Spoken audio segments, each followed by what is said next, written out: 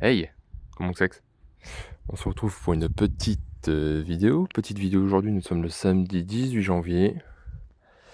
Il fait froid, on se les caille. Ouh, combien il fait dehors? Pas loin de zéro, il fait 1 degré, 2 degrés là. Bon, petite vidéo tranquille, on va faire le petit tour du potager là cet hiver. Voir un petit peu les cultures, ce qu'on va faire, ce qu'on va mettre en place, ce qu'on peut faire encore. Donc comme je l'avais dit dans une précédente vidéo, j'ai bougé les poules. Voilà, je les ai mis plus ici parce que ici je me suis rendu compte l'année dernière quand j'ai cultivé que finalement il y avait beaucoup d'ombre avec le mirabellier qui est ici. Et donc tout ce qui est derrière le mirabellier globalement, bah, ça pousse pas des masses là-bas. Là-bas où il y avait les, comment dirais-je, les céleris. Donc elles ont bien tout retourné, hein. Malheureusement ici j'avais les fraisiers. Voici ce qui reste comme fraisier ici, elles ont tout retourné. Bon bah c'est ça, les poules ça retourne tout, hein. Mais bon, faut faire des choix. Et ici je viendrai refaire une zone, des belles petites zones de planches de culture pour la belle saison. Voilà. On va vous donner à manger. Non, non, vous restez là-dedans. Vous restez là-dedans, vous. Allez. Donc petite vidéo tranquille, on se prend pas la tête. Allez, tenez.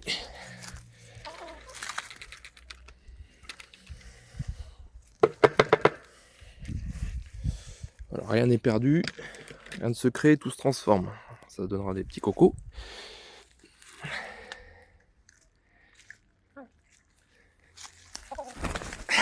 Je peux pas te toucher. Mais alors, c'est bon? Un peu de riz, des épluchures de carottes, puis quelques pâtes. C'est l'avantage d'avoir des gosses, souvent il y a des restes quoi. Donc là faut veiller de temps en temps, regardez, est-ce que ça gèle ces derniers jours? Alors, ça va, elles ont de l'eau, toujours veiller à qu'elles aient de l'eau. Même si en hiver, bon bah c'est moins impératif on va dire qu'en été. Que les cocos, oh, il y en a un qui a dû éclater là. Ils sont pleins de jaune. Il y en a une qui a dû faire éclater un œuf, regardez. Donc là, faut que je nettoie là dedans, de toute façon, je le fais tous les semaines. Je ferai ça tout à l'heure. Donc oui, j'ai déplacé la cabane, je l'ai mise ici. Donc là, c'est le bon moment aussi pour refaire un peu les cabanes. Là, je sais que les cabanes à poules, il va falloir que je refasse un peu la rampe. Parce qu'elle est un peu cassée. Voilà. Donc elles vont bien tout retourner là. Donc ici, bien sûr, je viendrai, comme l'année dernière, je viendrai clôturer ici, sur 80 de large en gros, pour planter des courges. Et je les ferai courir à l'arrière du terrain, les courges. Voilà. D'ailleurs, il reste une Jack B. Little de l'année dernière. Elle est en train de pourrir dans tous les cas. Elle était coincée, elle est restée là. Bon, ben voilà. Allez. Donc ce que vous pouvez faire, il est toujours temps de le faire, vous pouvez toujours apporter un peu de fumier dans votre jardin. Moi c'est ce que j'ai fait. Non, tu restes dedans toi. J'ai été chercher un peu de fumier sur le bon coin, un agriculteur qui donnait ça. J'ai été chercher 5-6 poubelles de fumier. Et il me reste un peu là-dedans.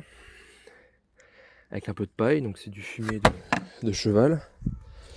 Donc j'en ai étalé ici, on peut en voir ici, j'en ai étalé. Voilà. Pas beaucoup, j'ai mis 4-5 cm de fumier. Voilà, ici aussi un petit peu, avec le fumier de poule. Là, ce qu'on peut voir ici, c'est le fumier de poule que j'étale quand je nettoie leur litière. Donc là, ce qu'on peut voir, bah, les blettes, elles sont en fin de vie.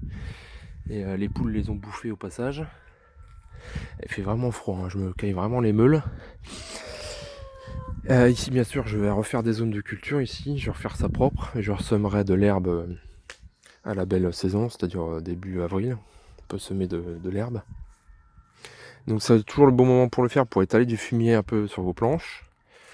tailler aussi vos arbres fruitiers. Donc là je l'ai fait aussi. Donc là c'était les anciennes planches de tomates. Et ben je les ai bâchées pour les mauvaises herbes. Et j'ai mis du fumier en dessous. Voilà. Donc tout ça, ça se décompose, ça travaille et ça va nourrir la terre pour j'allais dire l'année prochaine. Et c'est pour cette année du coup.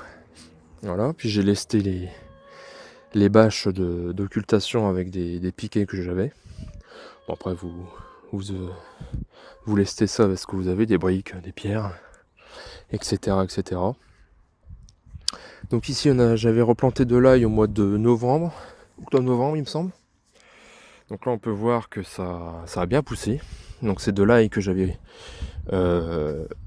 acheté dans le commerce, de l'ail blanc. J'avais acheté chez Grand Frais, qui n'était pas traité anti-germinatif. Donc bah, il a bien repris sur toute la longueur.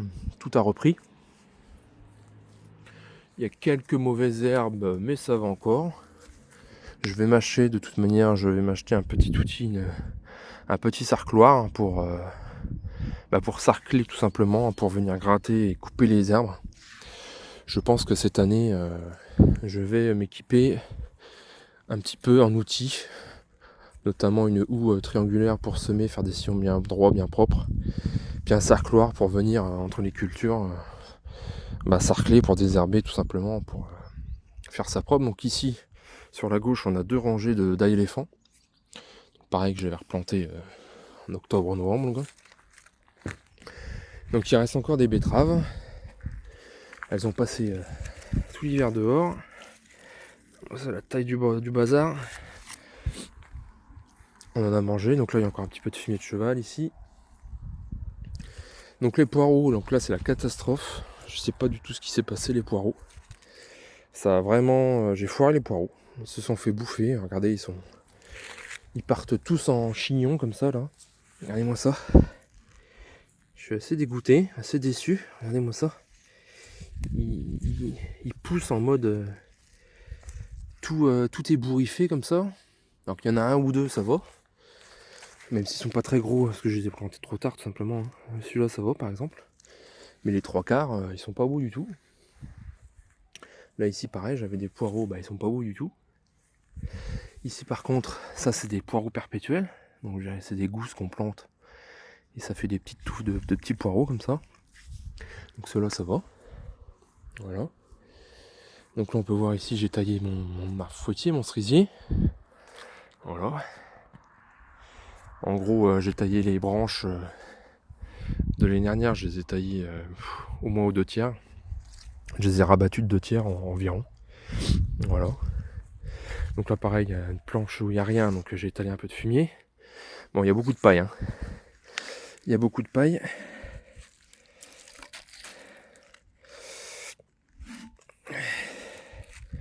Un beau petit stalagmite.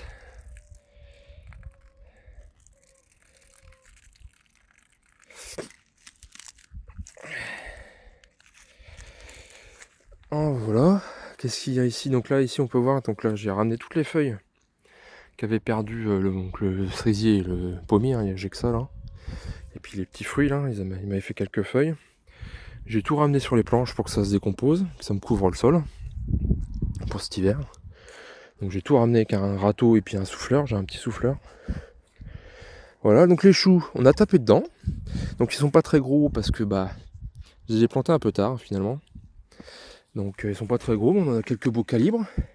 Et puis ceux qui manquent, ils étaient encore plus gros. On a commencé à taper dedans, donc là celui-là il est pas mal. Bon, quand on veut faire un chou, on en prend 2. Celui-là est pas très gros, celui-là ça va encore. Donc là ils ont bien marché, ça c'est la variété Red Jewel. Variété F1 qui a bien marché. Voilà pour les choux. Choux rouges. Là on a quelques... Ça c'est de l'ail éléphant qui repousse de l'année dernière. J'ai dû oublier des cailleux sous terre. Donc là ici on a les anciens plaies de chayotte que j'avais paillé plus ou moins. Et on verra si ça repart parce que les pieds étaient énormes. D'ailleurs c'est ce qu'on peut voir ici là. Toutes les tiges que j'ai mis ici sur la planche qui est derrière, c'était les plants de chayotte.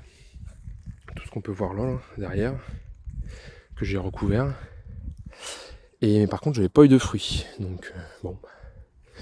On verra si cette année ça repart et si j'ai des fruits. Donc là pareil j'ai taillé mes framboises. Donc j'ai enlevé les tiges qui étaient sèches. Et j'ai taillé un coup les tiges qui étaient vertes. Ça dépasse pas le mètre 50 de hauteur. Les petits fruits pareil, je les ai rabattus aussi. Les branches je les ai rabattues de bien la moitié, 2/3. Voilà. Donc pensez, donc vous avez, c'est encore le moment de le faire.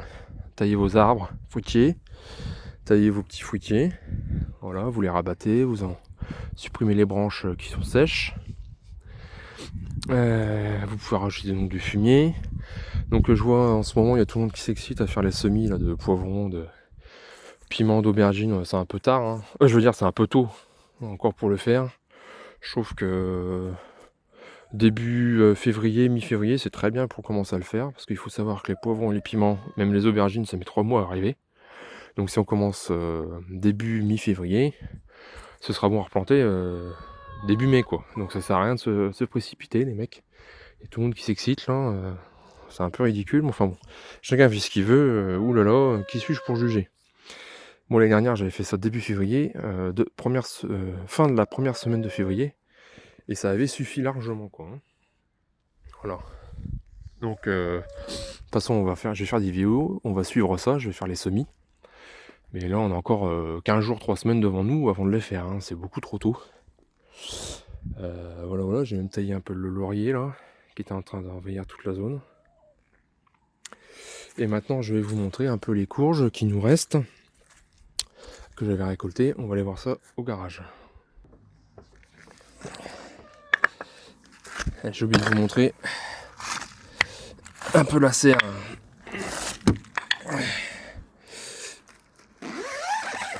Hop. Alors, qu'est-ce que ça dit là-dedans? Ça sent la terre. Hein. Alors, combien il fait là-dedans? Donc dehors il faisait 1 degré. Et là-dedans il fait un peu plus chaud. Hein. Il fait 6-7 degrés presque. Hein. Comme quoi la serre, il fait meilleur. Donc là, il reste des artichauts que j'avais semés l'année dernière, qui sont bien développés. J'espère les replanter un de ces 4.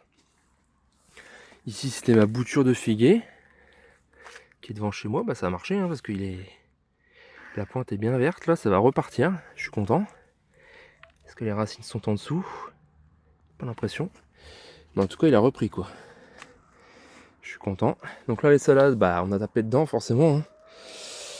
On a tapé dedans, donc il y a un peu moins de salade. Donc il y a encore celle-ci, les rouges, là, les feuilles de chêne rouges, là, parce que c'était un peu plus tardif. Donc ça pousse gentiment. Hein. Donc là, on a mangé toutes les salades qui étaient là. Là, j'essaye de faire blanchir un petit peu les... Comment dirais-je, les chicorées, mais ça blanchit pas des masses. Hein. Ça fait 1 semaine que j'ai mis ça dessus et... ça blanchit pas des masses. Parce qu'elles sont vachement amères. Elles sont un petit peu amères. C'est un peu désagréable. Et c'est pas très apprécié à la maison. Donc la bâche, je vais faire un petit retour dessus.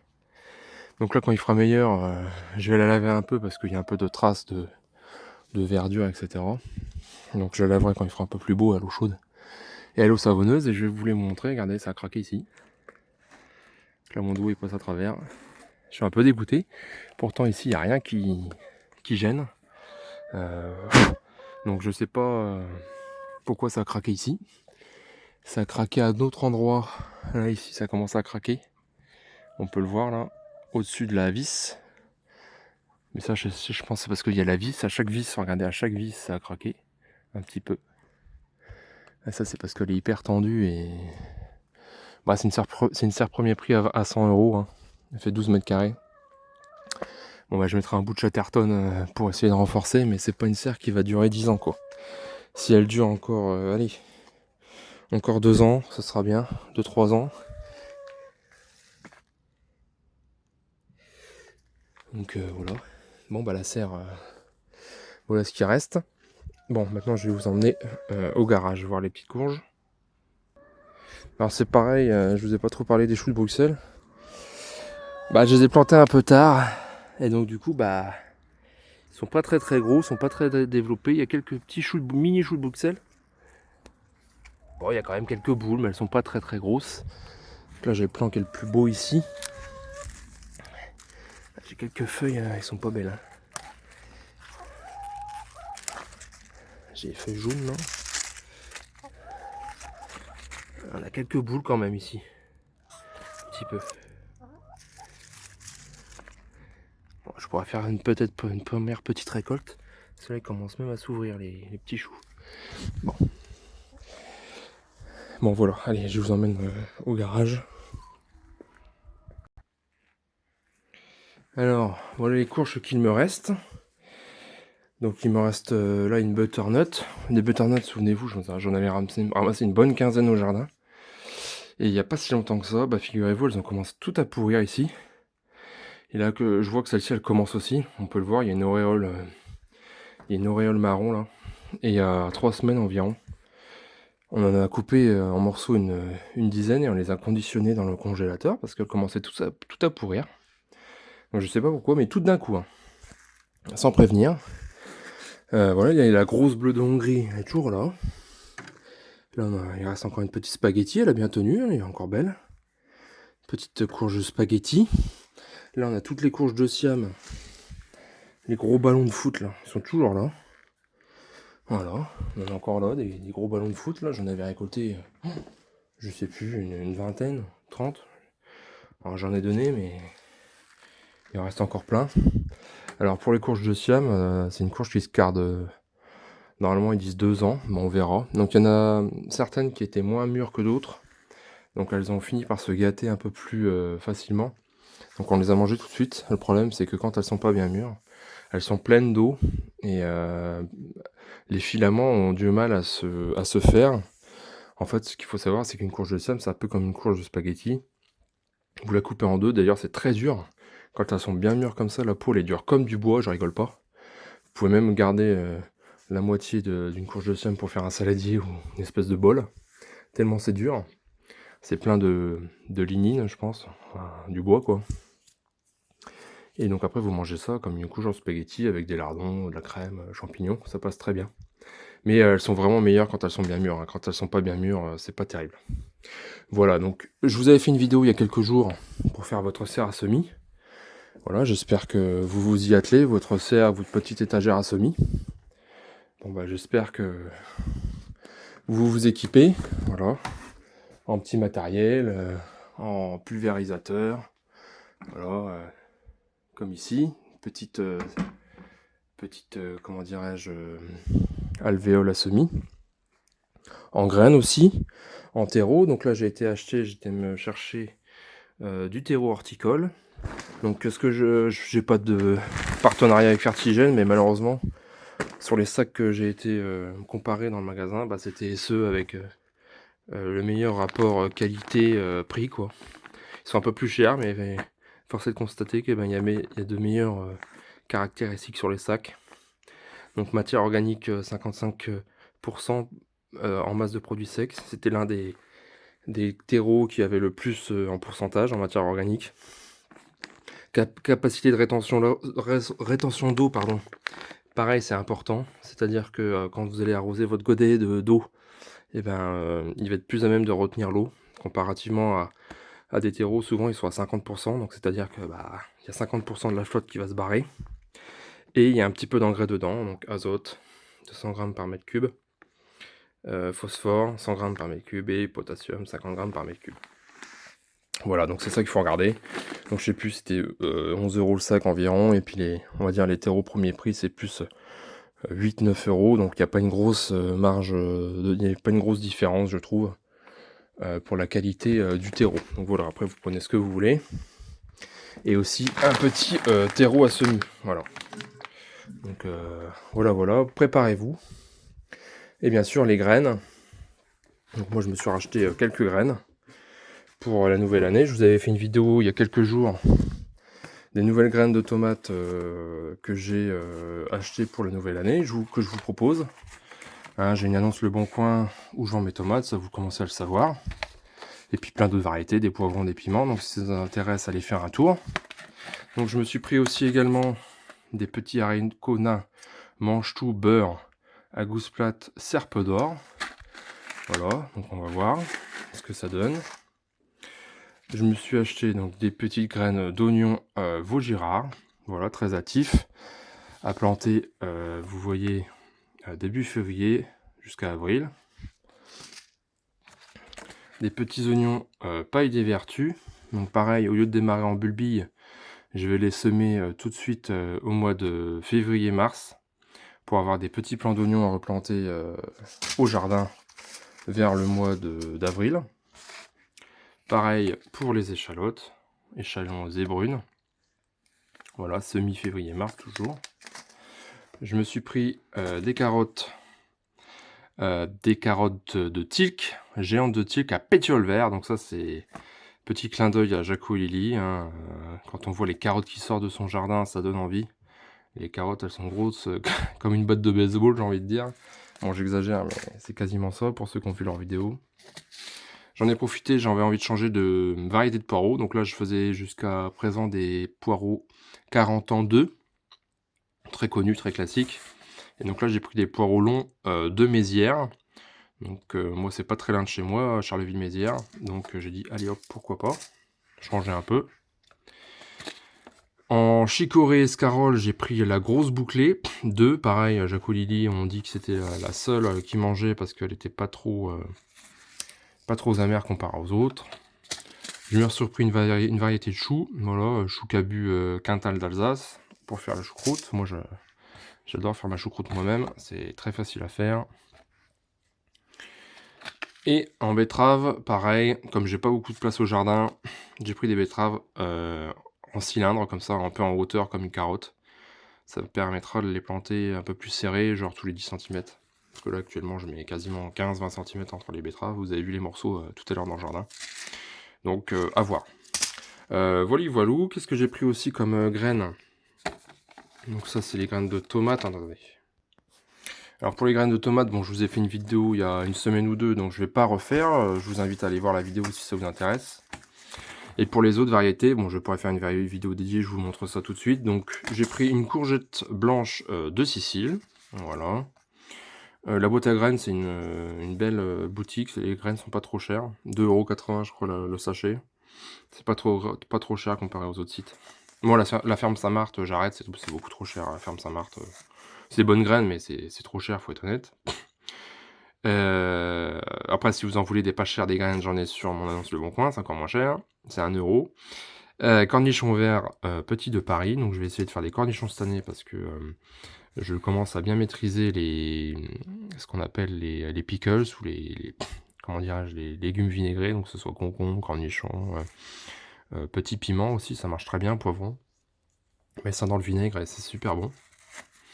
J'ai pris une aubergine blanche ronde à œuf, donc ça fait comme son nom l'indique, des petites aubergines rondes blanches de l'aspect d'un œuf de poule. Donc c'est sympa, on va aller voir ça. Donc qu'est-ce qu'ils disent là-dessus? Donc 10 à 15 fruits par plante. Le fruit se récolte lorsque le fruit est gros comme un œuf de poule. L'épiderme et la chair sont blancs, la saveur est légèrement épicée. Cette variété originaire du Japon est productive et hâtive. Et de mémoire, j'avais vu sur le site aussi que ça a un léger goût de champignon. Donc à voir, ça a l'air sympa. Les petits cornichons verts de Paris, bon, on va les regarder vite fait. Variété ancienne, produit de nombreux fruits courts, cylindriques, légèrement épineux, rustiques et vigoureuses, adaptées au climat nord de la Loire. Bon bah ça c'est mon cas. Hein. Moi je suis à 1h30 de Paris, hein, donc bah voilà. Je prends toujours des comment dirais-je, des variétés qui sont adaptées au nord de la Loire. Hein. Carottes de Tilk, poireaux de Mézières, cornichons de Paris, c'est vraiment des trucs qui sont pas très loin de chez moi. Bon, par contre, la courgette blanche de Sicile, c'est pas très loin de chez moi, c'est plus loin de chez moi. Donc voilà, pour faire des pickles, ça va être faire des petits cornichons, ça va être intéressant. Donc la courgette blanche de Sicile, variété, donne des fruits courts de couleur blanc, vert, crème, allongés et légèrement côtelés. Les fruits se cueillent jeunes, la chair est ferme, blanche et parfumée. Bon, on verra bien. La deuxième variété d'aubergine que j'ai prise pour tester cette année, donc aubergine taille long green, variété de fruits verts, pâles, cylindriques, pouvant faire 30 cm de long, des fruits minces poussent sur les plantes vigoureuses et précoces, produisant une douzaine de fruits jamais amers, à la peau fine, à la chair douce. Sa saveur est exceptionnelle. Bon, alors ça, apparemment, ça a l'air vraiment bon. J'ai vraiment hâte de tester. C'est pour ça que je les ai pris. Donc c'est hâtif et comment dirais-je, ça a l'air d'être très bon. Assez hâtif en tout cas. C'est pas des grosses aubergines qui arrivent très tard comme la barbatane par exemple. Pour une variété qui est assez connue. Donc ici on a le piment Gendia. Ce piment est renommé au Pays Basque et en Espagne pour réaliser des bocaux de piment au vinaigre ainsi que pour sa saveur. Vigoureuse, nombreux petits fruits allongés, 10 à 16 cm, souvent courbés et tendres, très parfumés.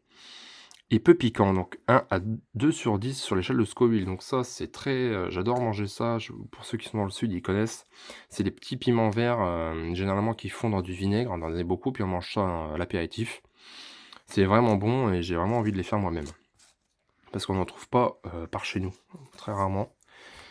En tout cas dans le nord. Un poivron, donc là c'est le poivron Bastidon.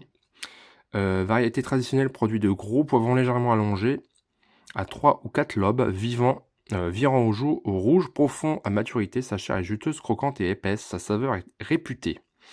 La plante est compacte, variété résistante aux maladies, récolte abondante, de mi-saison et se conserve bien. Donc voilà, c'est intéressant gustativement. C'est un poivron demi-saison, donc pareil, hein, adapté à mon climat assez comment dirais-je, qui n'est pas très chaud. Voilà. Ensuite, melon, ananas d'Amérique à chair rouge. Alors ce qui est marrant, c'est melon ananas d'Amérique, mais c'est une variété française.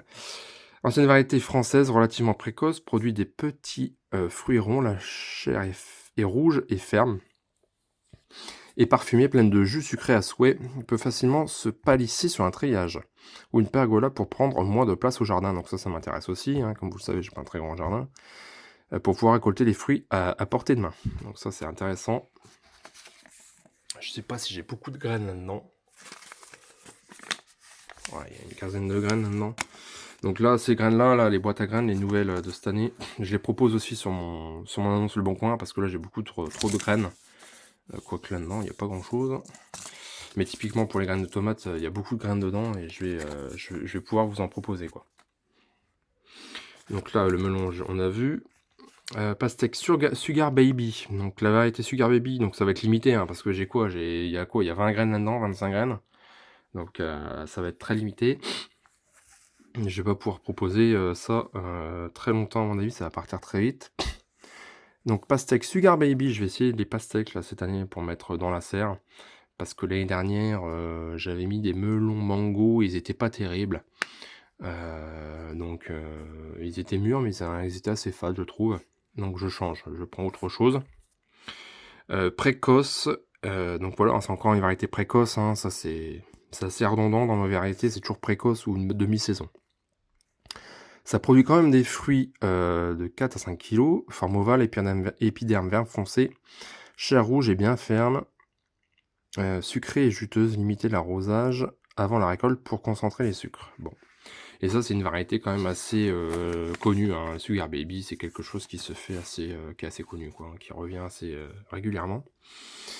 Et pour finir, une petite physalis Deep Purple. Donc ça, j'ai regardé sur internet, ça fait vraiment des physalis vraiment violet foncé, c'est assez impressionnant, quasi noir. Donc ça, c'est très intéressant. Moi, j'ai fait cette année les physalis qu'on connaît tous, là, du Pérou, orange. Très bonne variété d'ailleurs. J'avais coupé les pieds à ras et j'espère, j'ai bon espoir qu'ils repartent cette année. Donc produit des fruits de la taille d'une petite tomate, de couleur pourpre à l'intérieur comme à l'extérieur. La chair est violette, a un goût particulier, plutôt sucré, excellente grillée. Faites une salsa violette attrayante. Bon, on verra bien. On verra bien. Bon, bah voilà, donc pour résumer, on est mi-janvier, donc c'est trop tôt pour semer. Je vois tout le monde qui s'excite à semer des piments, des poivrons. Enfin, pour moi, c'est trop tôt. Nous, enfin moi en tout cas, on va démarrer ça début février. Je ferai des vidéos, donc si ça vous intéresse, n'hésitez pas. Préparez-vous, prenez vos graines, prenez votre terreau, préparez votre... comment, faites une serre à semis sur une étagère ou dans une armoire, ou faites-vous une petite serre comme ça. Enfin, faites comme vous voulez, faites au mieux, préparez-vous. Ça va bientôt démarrer, dans une quinzaine de jours, 15 jours, 3 semaines. Et puis voilà, donc moi je vous dis à une prochaine vidéo et à bientôt. Salut, bye bye.